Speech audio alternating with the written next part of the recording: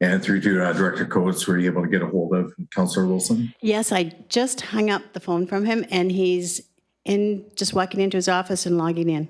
Okay, great, thank you. All right, so I guess through to Deputy Director Richardson, if you want to queue up the live stream, and then we'll move into calling this meeting to order. Okay, we're live. Pardon me? We're streaming. Okay, great, thank you. Okay, so I'm going to call this community safety. First, I'd like to respectfully acknowledge that this meeting is taking place on the traditional territories of the West First Nation.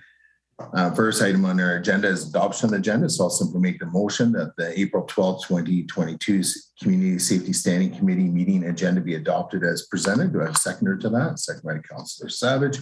Any discussion on the agenda? Okay, recording in progress. I will actually, through to staff, I did send in an email this morning. I don't know if that was distributed to the rest of council as additional information. Okay. Sorry, I see several emails from you. None of them are labeled additional information. Can you tell me what the subject line is? Sorry, my apologies. It would be traffic, sound, and air pollution. I see it. Committee. Yeah. I see it. Okay. So I can forward it by email to the participants, but sure, that'd be great. Thank you. So there's additional. Sorry, it's from someone else. It's not a. We've made a council's made a decision that if there's a complaint from the member of the public about a bylaw issue, that it would be sent on to staff. And so it's, I can't. Well, with disregard to this, some of the content in there, I believe, is about speeding, but that's fine. I'll just speak to it and then. Sounds good. That's that email now, so yeah. that works. All right, so so the adoption agenda is being moved and seconded. Any further discussion? Okay, hearing none, I will move to calling the question. All those in favor and opposed, that would be carried unanimously.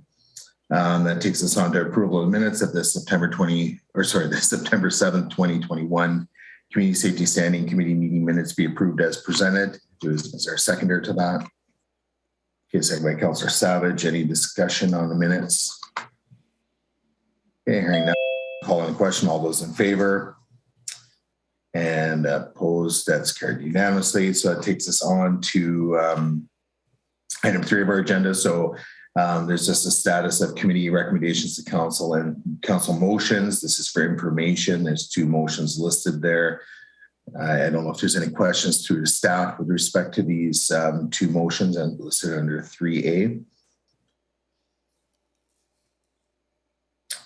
Okay, hearing none, we'll move on to item 4 in our agenda, which is verbal updates. So we have Corporal Bitts from the RCMP with us this morning to give us an update. And I believe your update, Corporal Bitts, is going to be in relation to traffic only. Is that correct?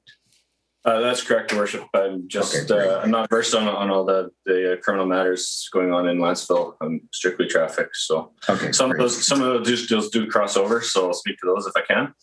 Great. So the floor is yours. Very good. Thank you. Good morning. So the Nanaimo Municipal Traffic Services, we are running short. We have had 2 people transfer out and just received a replacement for one of those people last week. So we're almost back up to full. We're still missing 1 body and we have 1 more leaving us. So we're going to be down again. So our main focus for the last couple of months within Nanaimo and Lanceville is the street racing and stunting issue that seems to be going on in the north end of Nanaimo. So it begins at the North Town Center Mall there, and then from there they depart, and then they're racing all over of North Nanaimo and into Lanceville and using the Lanceville Road and up in the highway there and up in the back hills. So we've done a lot of enforcement at the mall as a preventative measure to curb this behavior before it departs there and reaches Lantzville. We have had some success. We've written, several tickets, and we've towed a couple of vehicles out of there now for stunting and street racing. And then I've also had my team, when available, up in Lanceville. They are doing traffic enforcement. They're mainly speed enforcement.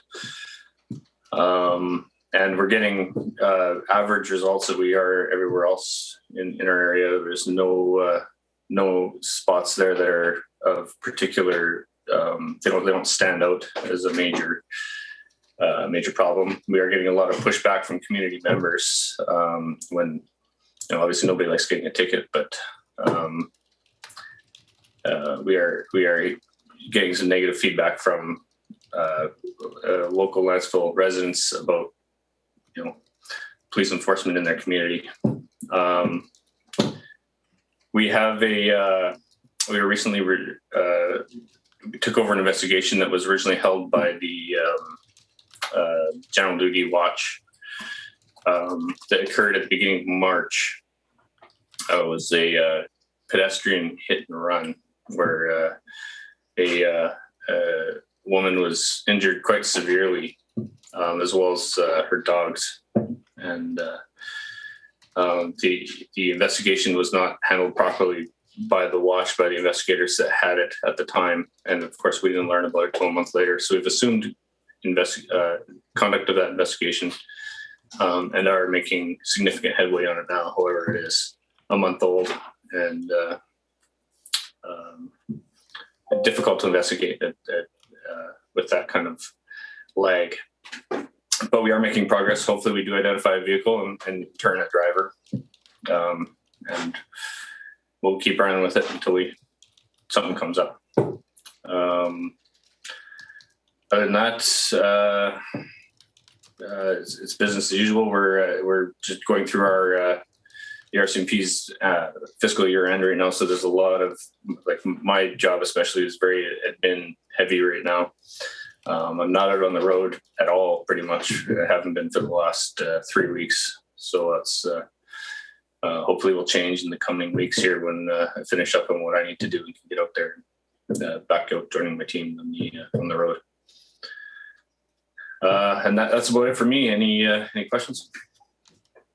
Yeah, thank you for your presentation and taking the time away from your busy schedule to speak with us this morning. I always appreciate the updates, and I'm sure the community watching this and who may also later watch this will, they really appreciate the updates. I know I sure do. So I believe Councillor Savage has a question, and then Councillor Wilson. So go ahead, Councillor Savage. Yes, thank you. First thing, it's only somewhat related to traffic. I just wanted to congratulate the RCMP on that excellent police work with getting that suspect of the abduction at the top of Dickinson Road. Mm-hmm. In 24 hours, that was just astonishing. And I must pass on to you that I could hear the sigh of relief from Lanceville residents. It can be a terrifying thing. I was in Calgary when that tragedy with Glenda Furster happened, a very pretty young taxi driver that was raped and murdered. It affected the whole city. So that was well done. Now, the other thing is with the street racing, just from what I've observed over the decades in Lanceville and North Nanaimo, where a lot of Lanceville kids have Nanaimo friends, the best way to stop things like this, I have found, is through the schools and through parents, because no one will be as concerned as a parent when their kids are putting their lives at risk, sort of thing. And a lot of it comes from movies. It's so celebrated in the movies, the street racing. And as we all know, with teenagers, having been one all of ourselves, sometimes you just don't put two and two together when you're a teenager. So I thought I would just suggest that if that's at all possible, to have a talk with the schools to show the results of what can happen. I'm personally aware of a serious accident on Dickinson Road, and one of the teenagers was fairly seriously injured, so it can happen. So thank you. Thank you. So go ahead, Councillor Wilson. Yeah, just more of a comment. My wife and I, we own and operate Superior Farms at the top of Superior Road, which is right around the corner from Lorenzen. And we upgraded our security camera that catches license plates, can catch all the way to the turnoff for Lorenzen and Superior meet. The issue, though, is for that particular week in general, we've just gone through the home renovation that our security system was down, and I did go back to look. It just happened in that 1 week window, and I was like, oh my gosh, like it's too bad, because you can see, like I can see right now cars that are turning the corner, and I can identify the cars. I can't identify the license plates from that far away, but I can definitely identify the cars. But yeah, I did also meet the husband and the dog yesterday. I was walking by our farm and spoke with him briefly about it. That was a super unfortunate situation. I can't even imagine. Yes. And that's great that you have video. If you have anything that you can share with us, that'd be awesome. We just to let you know, we have a partial plate. We have a vehicle description, and we have parts of the vehicle that if we do locate a suspect vehicle, we can then compare the physical pieces left at the scene to the vehicle, which would give us a positive identification of that vehicle. And then we have to go from there on the driver. So it's a challenging road ahead to identify the actual driver of that, but we're going to keep working at it until we can get something. Councillor Wilson, you had a follow-up? Just a follow-up, it just makes me think. I mean, I think about my kids walking up and down Superior Road to the bus, and I think in today's day and age, how distracted drivers can get with, the urge of being on their cell phone, for example. It always terrifies me to, it's more concerning now with the use of a cell phone in someone's hand, and it just is a lesson for, to get out there to, as Councillor Savage was talking about, educating the kids, that can happen. Someone's just distracted.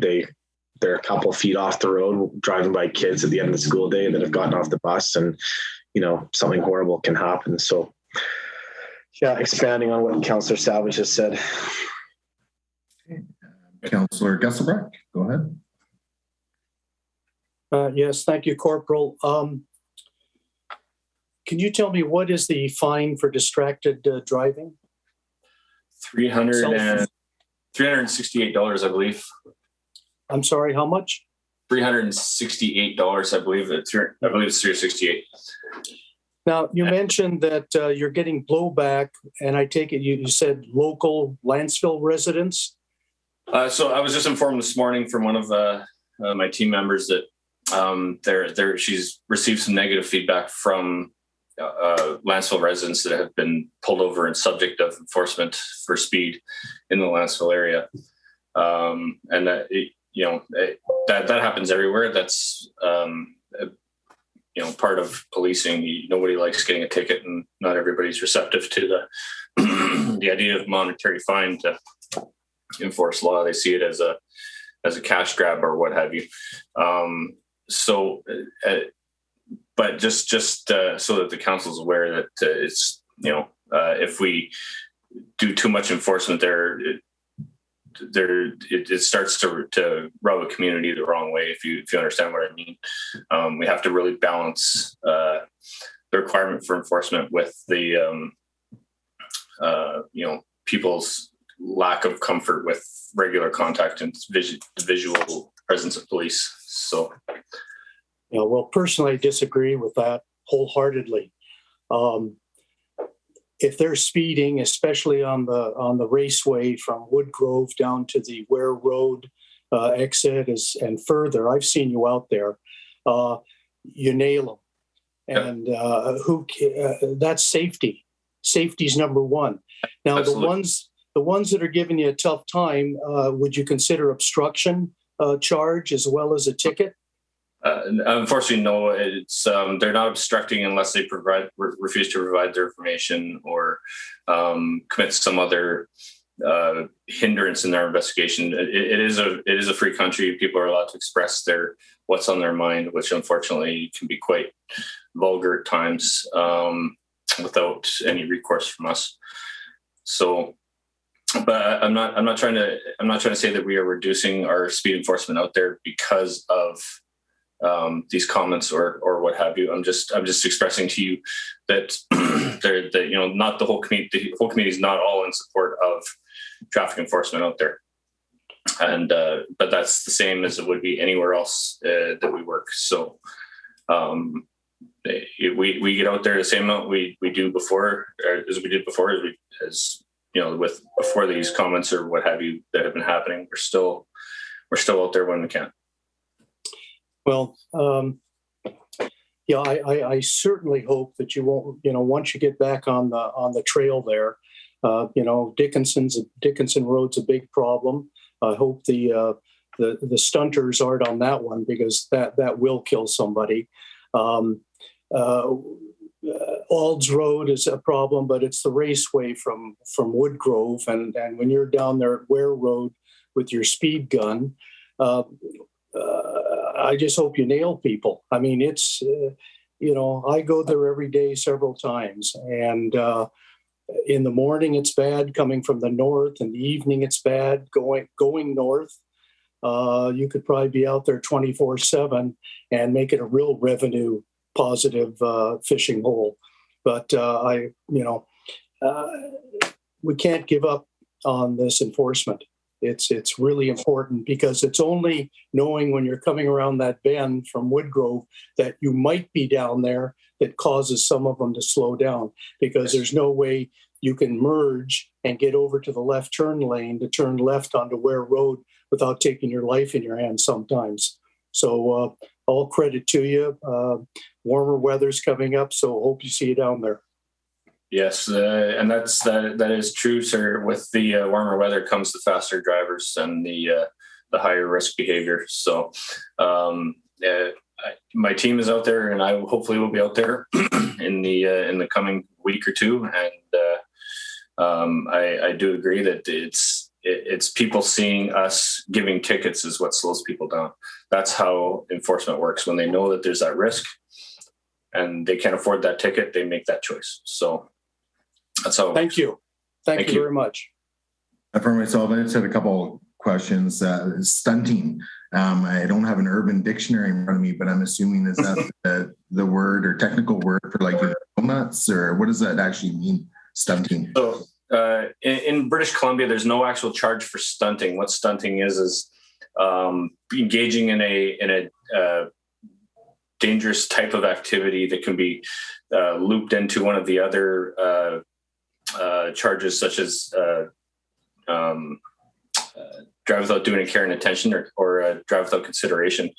And basically what it is, it's donuts, it's burnouts, it's doing things like accelerating beside somebody to not let them out of a merge lane or something like that, as a dangerous behavior that's intentional, that puts somebody else's safety or another driver or the public at risk. And with that caveat that we call stunting, if we lay a drive discourteous driving or a drive without due care and attention charge in relation to a stunting act, such as a burnout or a donut or something like that, it allows us to seize their vehicle for 7 days. So when I say that we've been towing cars out of Northtown Center Mall, it's because they're in that parking lot drifting around the light standards in that south end of that parking lot, and we keep their car for 7 days, and it's usually, or often, it's mom or dad's car, which very quickly gets their attention. So, but it's another one of those, the rest of the group sees cars start getting towed, and that's how we're going to curb the behavior, because we can't catch them. We can't do it. I appreciate that. And just building off what Councillor Gusbrecht was driving at with respect to, the speeders going down the highway. I know for myself, it helps having that present. Like personally, it helps me slow down. Not that I'm cruising at 120 or 130 or anything like that, but it's such an easy stretch to accelerate on and so on. So just knowing that there possibly could be a police presence on that stretch, it just curbs my behavior, and I'm sure it does for others. And it's definitely something that needs to continue, as well as other, just those spot checks. I know in front of the Legion on the Lanceville Road, right by the school, and sometimes we have our motorcycle RCMP officer there, and just having that presence really does help and keeps people, on their toes and hopefully curbing their behaviors. But I'm with Councillor Gesselbrecht on this. There's just no excuse for this, and for the speeding and complete disregard for resident safety. And my priority is community safety, and personally, it's the safety of my children when they are on the roads as well. And I don't really care if someone's going to save 30 seconds or a minute on their commute time because they don't have any regard for our traffic rules and speed limits. So maybe hopefully I don't get any hate email on that, but that's just my perspective, and I hope the broader community shares that. So. But again, on behalf of council, I really appreciate you taking the time to join us this morning. And again, these updates are really valuable. So I really appreciate the work you and your department do. Thank you, sir. Thank you. Okay, so that takes us on to fire rescue. So we have Chief Rukas with us this morning to provide us with an update on the recent activities with fire rescue within the District of Lanceville. So over to you, Chief Rukas. Thank you, Your Worship, and good morning to everyone. So currently we're sitting at 29 members here at Lanceville Fire Rescue. We're going to start a new recruitment drive in June and see if we can't bring a few more on. Our aging MSA air packs have been replaced and the new ones have been put into service. Big upgrade for us, a lot more tech than we had before, and a great safety feature for our firefighters. Our computer-aided dispatch system is finally installed and up and running in 3 of our units. That's definitely given us an edge to get to emergencies quicker, and especially for places in Lanceville that are not well addressed. The new mapping system that we have basically pinpoints us right to the lot, and with the GPS on the mapping, it gets us there much quicker and more efficient. Wonderful at night. The cabin chassis has arrived for our new mini rescue pumper in South Dakota, and we're looking at a potential delivery date of late August, early September for that truck to arrive here.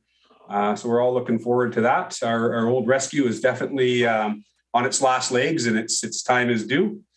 We've been working every other week with the design team for the new Public Works facility and fire hall. That's coming along very well. It's pretty nice to see it starting to shape up, and look forward to the day that we can see that come to fruition. We're starting to shift our focus from our structural firefighting and our auto extrication type training onto more wildland firefighting stuff as the spring is starting to sprout out there. You wouldn't know it today, but we want to make sure that we're ready to go for that. Our crews just completed a 3-day course over the weekend to certify them in hazmat operations. With the busy highway that we have going through here, that just gives us a little bit more edge or a little more education on the kind of stuff that's coming through here and how we can identify it and deal with it should we have an incident out there. The crews are going to be spending approximately the next 3 months working on the Superior Tender Shuttle Service Accreditation. And what that is basically we prove to the insurance underwriters that we can move a certain amount of water and flow a certain amount of water in a 2-hour period. Once that accreditation is done and we receive it, it's a insurance saving for homeowners that are not covered by fire protection of a fire hydrant. And we've heard anywhere from $500 to $1,000 is the savings on the fire insurance. So this will be a big thing for the residents of Lanceville. And we hope to get that done by June. But it's sort of just have to see how it goes as time goes on. It takes a little bit to get the training done and get the numbers down to where they want them. But we're really looking forward to get that done. Open burning comes to an end this Friday, April 15th, which means there'll be no more backyard burning until October. Campfires will still be allowed, but clearing of yard waste will not be allowed as of this Friday. And our calls for service, this surprised me. I checked them out this morning, and we are at the exact same number of calls today as we were at this time of last year, and that's 55 calls. And that's all I got. Thanks. Excellent. Thank you for your update, Chief Rukas. I see Councillor Gusbrecht has his hand up for a question, and then we'll open up to the rest of the committee. So go ahead, Councillor Gusbrecht. Yes, Chief Rukas, those 55 calls, was that over a 12-month period? No, so those 55 calls is from January 1st. Okay. I note in our fire protection bylaw that certain fires are permitted, but only if all reasonable efforts have been made to reduce or recycle the material. So my question to you is that when you go out on a call and you see someone in the backyard with the branches they've just cut down and they're torching them up, and it's a big fire. Does your crew normally ask them what efforts they have made? For example, did they take any of the debris up to Milner to be recycled or do something else with it? Is that a normal question that you've instructed your crew to ask? So I wouldn't say it's a normal question that we ask. We definitely, on especially the bigger ones, when people have a large pile of material, we'll ask those questions of them. On the smaller ones, where it's kind of a backyard event, a lot of the time, it's just what people are doing. They're getting rid of their waste that way, and they really have no interest in moving it on. We do try to educate them that is the first line of defense to stop burning in their backyard, is to take that stuff away. And our duty officers are aware of that. So yeah, it's kind of on a case-by-case basis, I'd say. If council were to make that section, I think it's section F of that particular bylaw, were to make that mandatory, what problems do you see in enforcement? That you cannot burn unless you've made efforts to recycle or to take it elsewhere. I realize there's a $9.85 charge if you bring a big load of yard waste brush up to Milner recycling, but that's small compared to the carbon footprint that you're putting up into the sky. What would you see as the potential enforcement problems with that? I think the blowback from the community would be quite large. A lot of the time, the answers that we will get back from the community when we make mention about recycling or removing it from their property is that the District of Lanceville has no facility located locally. A lot of people will also tell you that they don't have a vehicle that they can transport it to the recycling facility in. So I really think it would just be the blowback from the community itself. Realistically, council really doesn't have to do anything with that. It's in the bylaw. It already exists, and it's just a matter of tightening the enforcement of that bylaw if that's the wishes of council. So we try to give a little bit of lenience in there because we do understand that people, they do need to get rid of that waste, and in some cases it absolutely is a fire hazard come summertime. So we do want them to get rid of it, and we're looking kind of for the quickest, easiest, non-invasive way to dispose of it. One further question, Chair, if I might.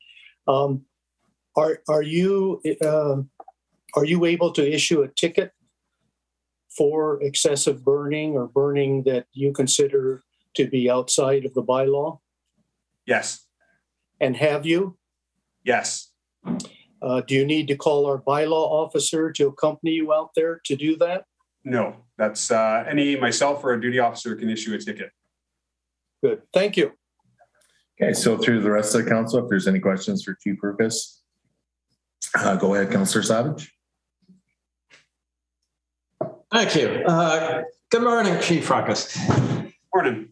So I'm just wondering, are there any plans in the offing for the fire department to propose getting a ladder truck that can reach 4 stories if 4-story apartments were to come to Lanceville? There's currently no proposals at this point. That's something we're going to have to look at as we move forward with that. It really is waiting to hear what the plans are and what gets approved. And from that is where we'll make those decisions. Right. And so is there a possibility of it then if they do come? At what sort of price would a ladder truck like that be? Absolutely, there's a possibility. And I just want to preface that with that a ladder truck isn't just for multi-story buildings. We can use a ladder truck in Lanceville currently today if we had one. It's for residential type buildings, commercial buildings, all the buildings that basically you see in Lanceville now. We could have a use for a ladder truck, including the foothills, with limited access to those buildings being so close to steep slopes and cliffs. As for the cost of a ladder truck, they're ranging anywhere right now from about 1.4 to 2.4 million, depending. And there is used out there as well, but I would strongly suggest if they're going to buy a ladder truck, they should buy a new one when the time comes. Great, thank you. Any additional questions for Fire Chief? Yeah, hearing none. Again, thank you again for joining us this morning. Just like the RCMP updates, it's just valuable information for council to have and also for the community to have if they're so interested. So again, thank you for joining us.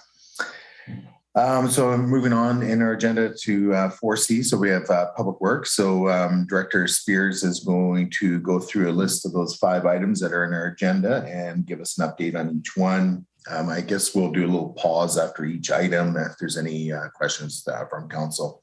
Just a point of information, Chair. Yes, go ahead. I know our business is thoroughly exciting, but does Corporal Bitts, if he wishes to get back to all that administrative work, is he excused? Oh, he's free to leave. Sorry, Corporal Bitts. If you don't have to stay for the rest of the meeting unless you would like to remain. Thanks, Your Worship. I think I will take my leave. I have quite a day ahead of me. So thank you very much. Have yourself a great day. You as well. And what about Chief Rukas? Again, with Chief Rukas, it's really up to him. He may want to stay on the call just to hear the updates with respect to Director Spears. But again, I'll leave that to his discretion. Okay, Director Spears. Thank you, Your Worship. I believe I'll start at the bottom with the parking lot at Normorel and Siwash. I guess there's been some questions about that. And then we'll work our way to the top because the 30-kilometer zone in speed zone, I guess there was questions regarding that. I don't have a lot of information for it. So the parking at Normorel and Siwash, in the past, I don't know if it was the past council or one of the previous councils. I've been here so long on so many different councils. I think we looked at the parking area up there, and I believe it was going to be in the cost range of about $35,000, and that was probably 10 years ago. One of the issues, well, 2 of the issues that we run into up there is there's a gas main that would go right under the area where you would have the parking next to the tower, and then there's the tower itself is another issue.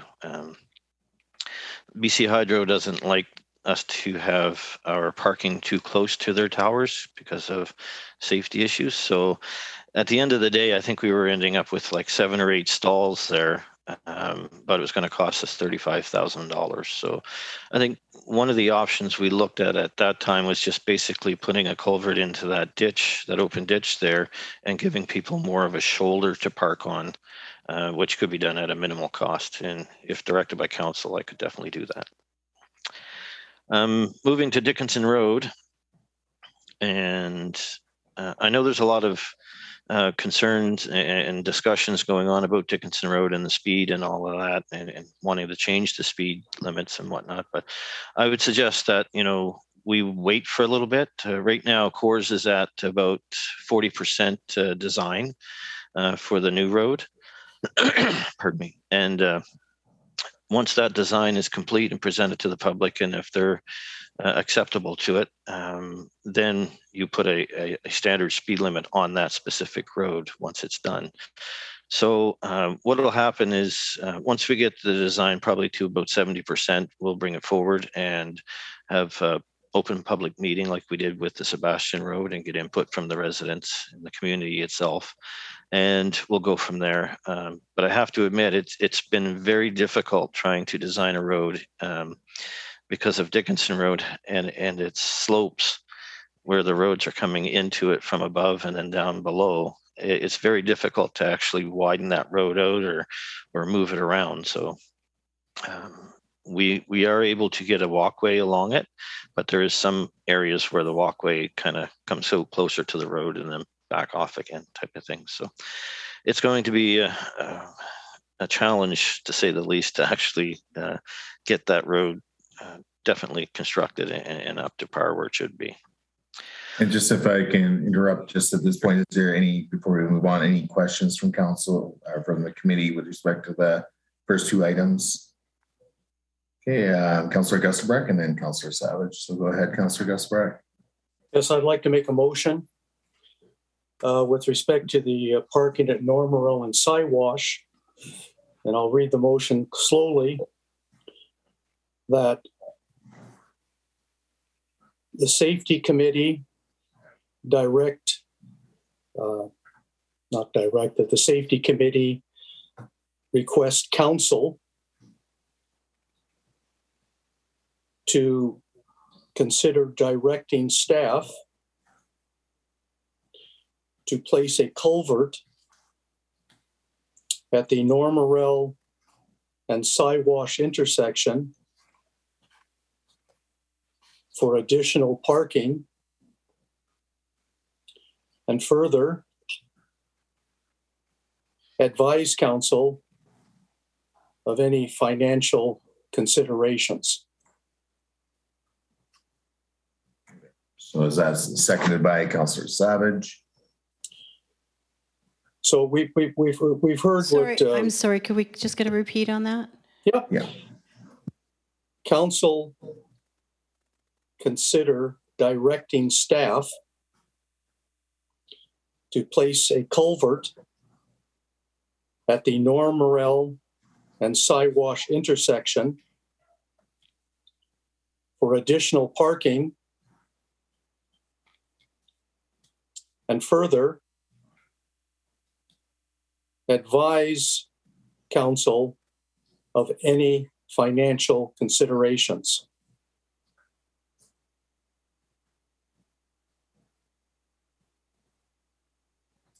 And I was seconded by Councillor Savage. So discussion on the motion through you, Councillor Gustabreck. We heard what Director Spears said. It was our council that the chair and I were on that we brought this up, I believe, and previous council. And dealing with BC Hydro is always difficult, but I think a solution, something to, allow people more parking so they aren't in the middle of the road would be beneficial to the community at hopefully a minimal cost. But the motion is simply to bring this to council, see what council says, and maybe get something going before the end of this term. Thank you. Through Councillor Savage's seconder. Yes, thank you. This does not have to be included in the motion, but it's my hope, Director Spears, that if you're proposing this, that it'll be in consultation with the adjacent landowner. He was the one that phoned me to get this on the agenda, and he's perfectly happy with residents parking there and enjoying their walks and so on. His only concern is the safety, and he's aware a dog was killed there. And the idea being that the parking is so far out on the road that people hang around right on the road, dogs and so on. So this sounds like it could be a solution, but if you talk with him, he's aware of everything that goes on there on a daily basis. So he may have ideas that will aid that and so on. So thank you. Okay, great. Thank you. And Director Coates, your hand is up. Yeah, sorry. In looking at the wording of the motion, I just want to be clear so that staff is understanding the action requested. So it's that council considers. So if council considers, does that mean that staff are bringing forward a report, or is it the council directs staff? And the financial consideration, I was assuming it was a report because you're asking for financial considerations. So would it be that council direct staff to bring forward a report to place a culvert? My intention is that this goes before council first. If council wishes to direct staff to prepare a report, so be it. But I think we get it on an agenda before council. I understand that, and that this is a recommendation to council. So this motion, as it's worded from after that the committee recommends, that actual motion would be on the agenda, and that's why it would need a definitive action rather than council considers. It'd be that council directs staff to place, and it's within current funding available, or that council directs staff to bring forward a report about placing so that it's actionable. Yeah. So Director Coates, if I may, would it be more efficient that the motion that is presented it would include a staff report to council? So just to create some efficiency here, there's no point in bringing a motion to council only then to say, oh, we need a staff report. To me, this seems pretty simple, and the information could be provided to council at the same time. We consider the entirety of what's being requested. So Director Spears, I know your hand is up. Yeah, I guess maybe I can clarify some stuff. We actually have a culvert that would fit in that area. So the cost would be very minimal. We could probably just do it under our maintenance budget. So through to Director Coates, procedurally, can we not just have staff provide a brief report to accompany the motion that Councillor Gesselbrecht has proposed? Oh, well, it would be unusual for a committee to ask staff to prepare a report in advance, but if we can drop the section about the financial considerations because he's spoken to that, and then it could be just that council, that staff be directed to place a culvert at the Normal and Siwash intersection for additional parking. Yeah. So I guess for myself, I see no issue with staff providing some supplementary information for council's consideration. And just as Director Spears has indicated, he's already got the culvert. There's going to be some labor costs, obviously, that would have to be allocated to this. But again, it seems pretty simple.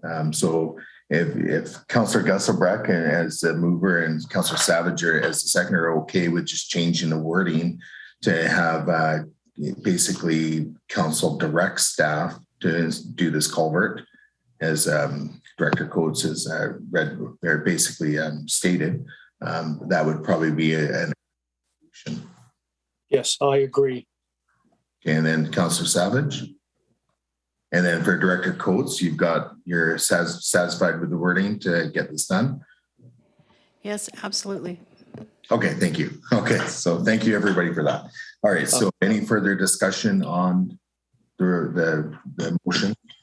I'm sorry, I've got to leave the meeting. Thank you very much. So we'll call the question right now if you'd like. And so I'll call the question. All those in favor and opposed, that's carried unanimously. Okay, thank you, Councillor Gesselbrecht. Knowing Councillor Gesselbrecht is leaving the meeting. All right, so we still have quorum. So through to Director Spears.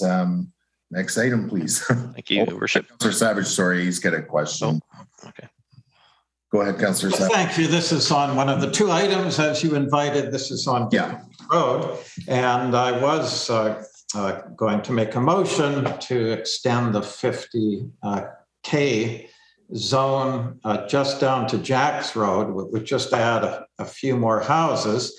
But first of all, I'd like to get Director Spears' input on that. And then the second one to Director Spears is if on the Dickinson Road design, there's something that's in between vertical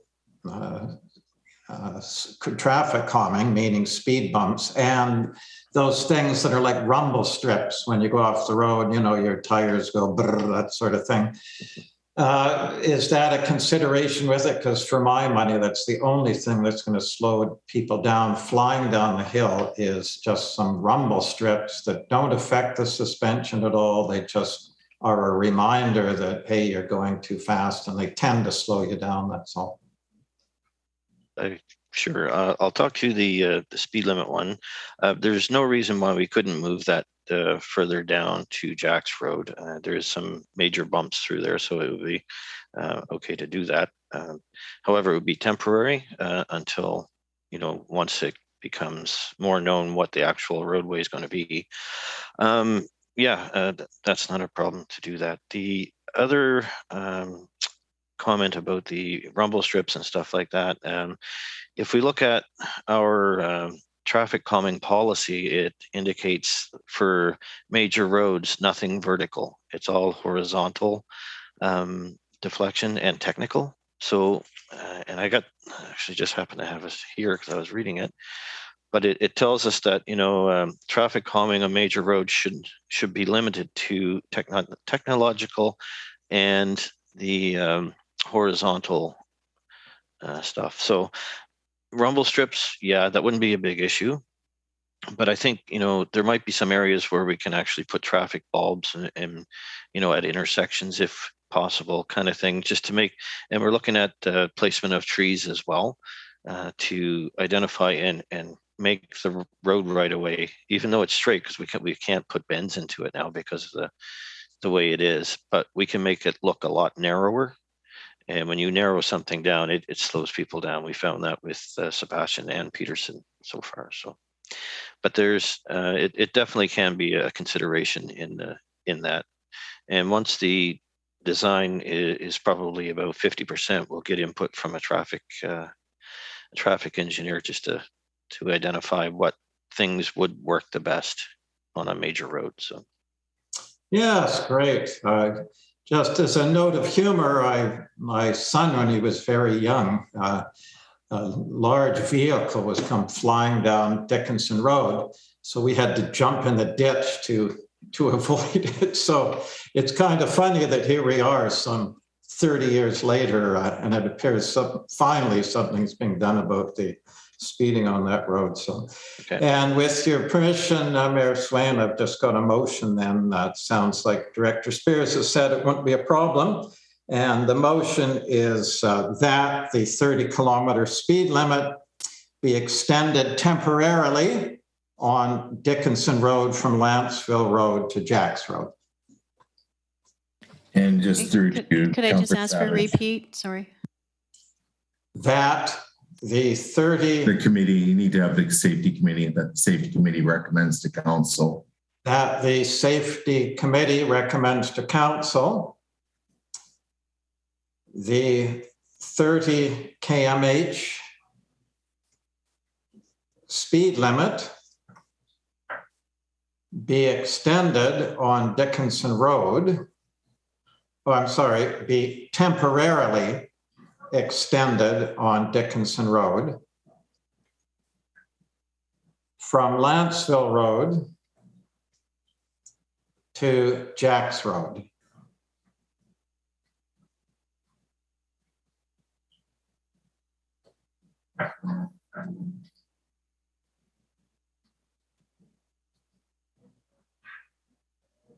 And through to Director Coates, you caught all that? Yes, I do. Thank you. Okay, great. So I'll second that. For discussion through to Councillor Savage. Is there any further discussion required? No, not much to say. It just basically, this is where most of the houses are that are close to the road. And from the input we got, it appears to be the majority on that section of the road, if not all the people I've talked to, would certainly support that. So, and it's just a very short extension. It already goes maybe half that distance currently. So it's just a short temporary extension to get people to slow down a bit as they approach the village and to slow them down just a little bit before they get that momentum going down the hill, which causes further speeding. So thank you. For myself, it's pretty straightforward. It's just a temporary speed reduction, through a pretty lumpy part of road anyway. So I think people will thank us having a little bit of forewarning that, they're coming to a bumpy section and you need to slow down. So it's a pretty simple one. And then we have the design process underway with respect to redoing the entirety of Dickinson up to Shook. So do we have an ETA on that, Director Spears? Like when we'll get to that 70% approximately?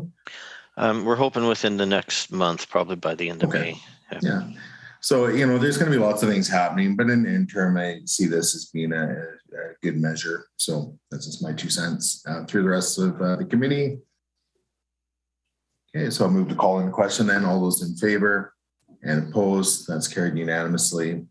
All right, so we'll move on to item 3C then. So this is all roads in Clark. So through to you, Director Spears. Thank you, Your Worship. So the Alls Road and Clark Drive intersection crosswalk and parking. It's been an interesting go with that one because we're right on the border with the city. So we have to work with the city to actually put the crosswalk in. We were looking at putting the crosswalk towards the east side of Clark Drive on Alls Road. However, that kind of puts the crosswalk in an area where the cars that are parked would leave a blind spot. So that was, it was looked at and then finally thought that, okay, that's probably not a good option because people coming around the turn wouldn't be able to actually see somebody starting to walk out. So a meeting was held with ENN, or I guess the Island Corridor folks. And the limitation for a crosswalk next to a railway track is 30 meters. And we can it's about 29.75 meters to the west side of Clark Drive on Alls Road. So we're going to look at, I got to meet with them again and identify the actual area and make sure that it's okay that we put the crosswalk in that area. Because if we go within the 30 meters, then we have to put the electronic railway arms in and it just becomes a huge cost. So hopefully we'll meet with the manager of the ENN and from there we'll have permission to put the crosswalk in and get it done. It's been a slow process. Yeah. And just through to you, Director Spears, I'm assuming then all the hardware has arrived and we're ready to go with installing. It's just a matter of getting this stuff taken care of. That's correct. Yeah, the hardware arrived and it's been sitting there, and every time we walk into the shop, we see it, and it's like we want to get that in. So okay. I know there was some supply chain issues there, but that's nice to know that it's just waiting and ready to be installed. Yeah. So yeah, that's ready to go. Okay.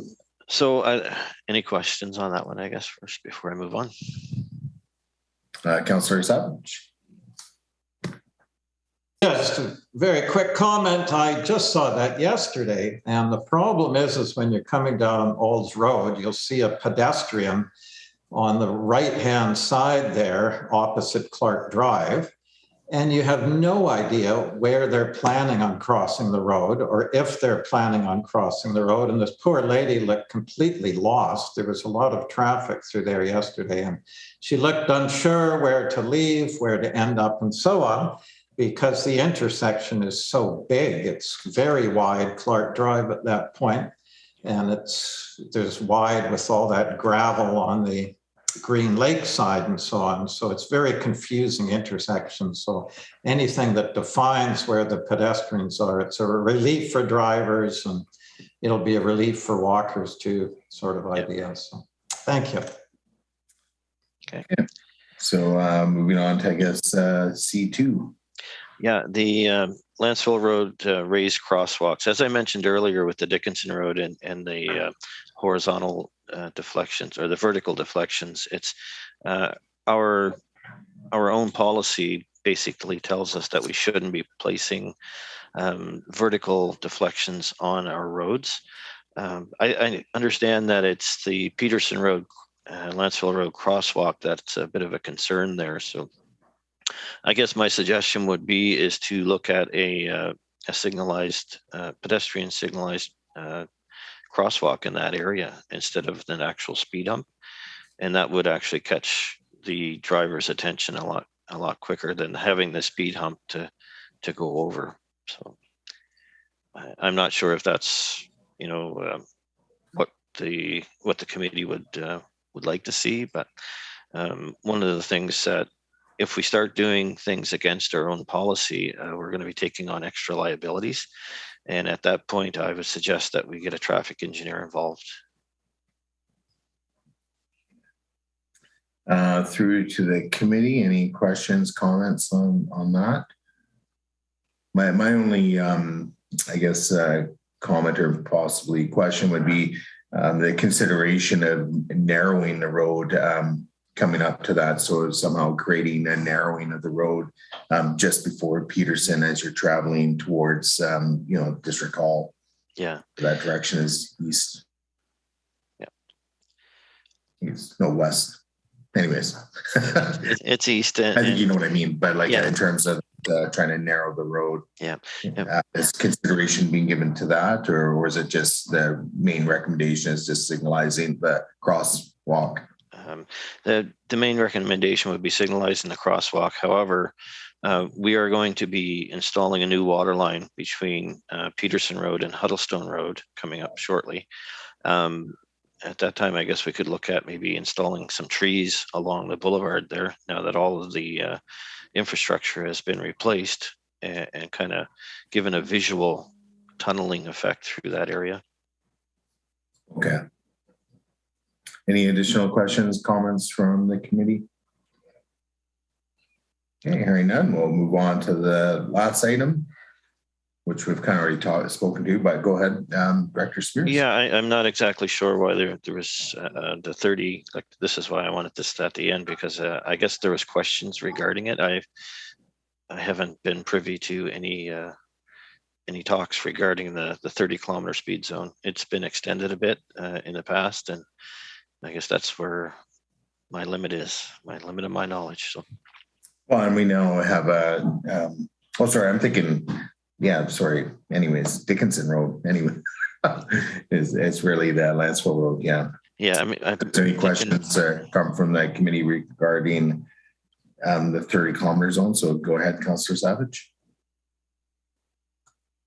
Yes, I assume what you mean is maybe some residents are asking why and so on, but I lived in that subdivision for 22 years. And the main issue is it's such a main route for kids. Spilling out to the village or riding bikes or also crossing there, as we talked about, going to the beach and so on. So it makes sense to me to drive extra cautiously. It's not far from the school and so on. So I think that's the main impetus of it for any residents that have questions why. And the other key issue, all speeding in Lanceville is there's really no excuse for it because we live so close to the highway. All parts of Lanceville are just a hop, skip, and a jump to the highway where you can hit the high speeds to get where you're going. So it's not saving a large amount of time speeding through Lanceville roads. And the other thing is a doctor came up with a report in Vancouver not too long ago about, I believe it was 30 kmh is the drop-off point where fatalities seriously go up if you're hit beyond that speed. So it's just not worth saving a little bit of time putting kids or seniors at risk that aren't as, that walk along there is the key to me. So thank you. And Councillor Wilson. Just more of a point of privilege. I actually do have a work call that I was supposed to start a minute ago. So I just wanted to maybe understand how much longer that we're going to be going on for. I could probably do 5 minutes, but yeah, we'll lose quorum. So it's we're literally the end of this update, and then we had just one other item under new business, and it was just regarding the letter from Mr. Godet. So I don't know how much more time you can give us, Councillor Wilson, or.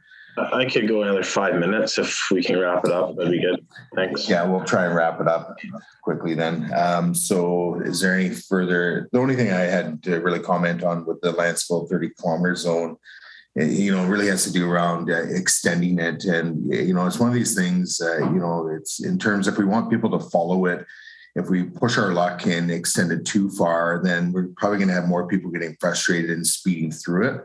I personally note, when I'm down towards the Sebastian end of Lanceville Road, that's where people start picking up their speed. And by the time we get to Peterson, they're blowing past that the last remaining section of the 30-kilometer zone. So it's a tough nut, but it's something we have to be cognizant of. If we want people to follow the 30K zone, we have to take a look at the big picture and look at what's realistic and trying to curb, or trying to get the desired behavior that we want. So that's just really my comment on it. If there's nothing further for Director Spears, we'll move on. And again, thank you, Director Spears, for providing your updates. Again, it does provide council, or the committee and council and the community with, the happenings of, public works as related to community safety and so forth. So again, I appreciate your time. Thank you, Your Worship. Move on to, I guess it'd be item 6 of our agenda under new business. This is just a letter from Mr. Godet just regarding some problems at the community road ends and beaches.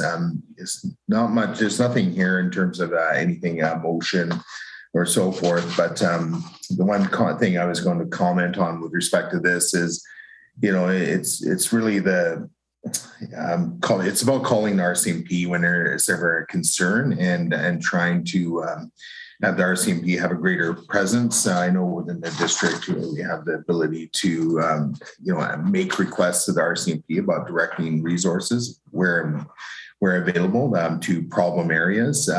So, if the problem areas have been identified as beach road ends, then that's something we can, potentially look at doing. And it doesn't really, in my opinion, require any kind of motion of council or motion of committee or so forth. It's just, it's about communicating to residents that if there's an issue and it seems to be a criminal nature, or if it's a noise complaint after hours and so forth, you got to report these things to the RCMP and put the RCMP in a position where they can act and also establish, some historical, records on, where the identified problem areas are so they can better direct their resources. So anyways, those are just my thoughts on that. And, again, really encourage residents to write into the safety committee and also to council at any time if there are specific concerns. So I don't know if other members of the committee have any questions or comments about the letter that we received. Councillor Savage. Yes, I'll be quick for Councillor Wilson's sake, but I just want to assure residents in this position there are things we can do. There can be parking limitations, for example, where there's no parking between arbitrarily like 10 p.m. to 5 a.m., that sort of thing. Number 2, we can have parking limited to by permit only, and only Lanceville residents can get permits. That will keep it local. And number 3, we have on our menu long-term is looking at each beach road end and coming up with solutions in terms of greening up or other issues. So it should be a process where each resident on the road end has input into that, works with solutions for it, and we can solve it. So it certainly can be solved and should be. There's no reason for these residents to put up with loud radios and partying right by where they're sleeping at night. So thank you. So in closing, what I would say with respect to this is, in terms of members of the committee and council, obviously, if anybody wants to bring forward a motion to a council meeting, that's probably the next best step. We could put it on a future safety committee meeting agenda, or if you think there is something that could be done, and then bring it directly to council in the form of a motion, and we can deal with it there. And it's more specifically, there was a note in the letter around animal control and whether or not we should be moving towards basically, having a leash bylaw for, or beefing up our bylaws. So we include, leashing dogs, and given the pressure that we see on our local beaches, especially in the spring and summertime. So, but that'd be my recommendation. So Director Coase, I see that your hand is up. Yes, I was just going to mention that when staff presented and council considered and adopted the Good Neighbor bylaw, we mentioned within that report that we had removed the animal control portion because it pretty much was delaying the Good Neighbor bylaw moving forward. It was so extensive. It is still on the staff list to bring forward an animal control bylaw. Currently, the District of Lanceville works under the animal control regulations of the RDN bylaw, and that would stay in place until such time as council adopts their own bylaw. And does that include naughty teenagers too, Director Coates? Yeah, no. We did not include that in the animal definition, no, sir.